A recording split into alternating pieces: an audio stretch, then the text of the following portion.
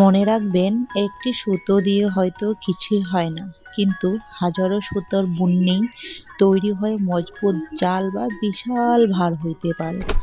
একাকিত্বের মেঘ সরিয়ে ঐক্যর সূর্য হয়ে জ্বলে ওঠেন।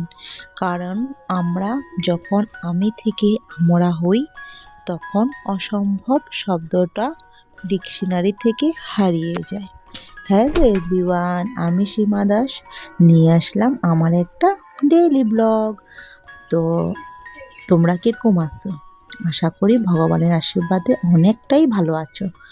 সুস্থ থাকো, ভালো থাকো। আমার ভগবানের কাছে এই প্রার্থনা যে আমার ফলোয়ার্সরা আর আমার ফ্রেন্ডরা বহুত বহুত ভালো থাকে।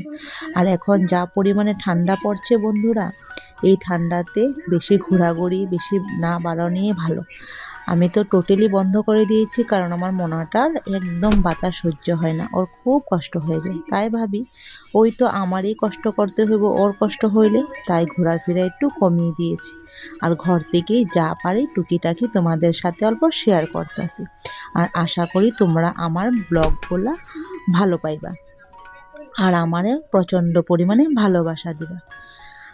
আর এই দিকে দেখো, সকালবেলা ঘুম থেকে উঠিয়া আমি আর সুমি মিলিয়া দুজনে চাও খাইতাছি, আর আমি হলো অল্প রৌদ্র মধ্যে আইসা খাইতাছিলাম। কেন কি আমার রৌদ্র মধ্যে না বইলে আমার আর ভালোই লাগে না। কয়টা দিন তো বেশি একটা রৌদ্র ছিল না, এখন দেখি সুন্দর করে রৌদ্রটা পড়ছে। আর কিয়ানের তো বেশিরভাগ চেয়ারে বসেই না, ও খালি নিচে খেলবে। কত কোলে নিয়ে রাখবো বলো? তাই ভাবছি একটু রৌদ্রের মধ্যে খেলাখেলি করো তুমিও।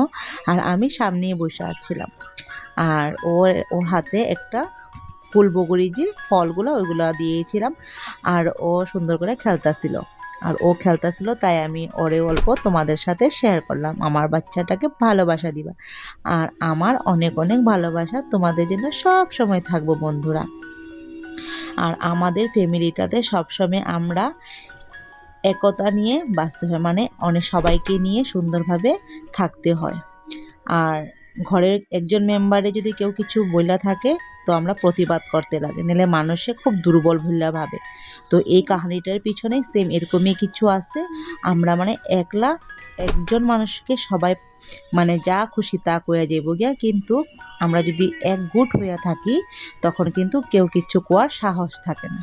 তো বন্ধুরা, আমার ভিডিওগুলো ভালো লাগলে প্লিজ লাইক কমেন্ট করবা, আর শেয়ার করলে তো ভালোই লাগবো।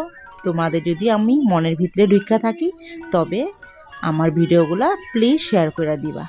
আর এদিকে মাসি এসে আজকে খিচুড়ি বানাইবো বলে খিচুড়ি বানাইতেছে। কিয়ানরে স্নান টান করি আমি রেডি করাই দিছি ভাত খাওয়াবো। তো ঘুম থেকে কিয়ানো উঠলো, আমিও উঠলাম। তার বাবা বললো চা আনতে, তো ব্রেড দিয়ে একটু বাটার দিয়া ছেঁকে নিলাম, আর চাটাও বানাই নিছি। তো বন্ধুরা দেখো, আজকে আমার দুধ চা খাইতে ভালো লাগছিল, তাই খাইলাম। Bye bye.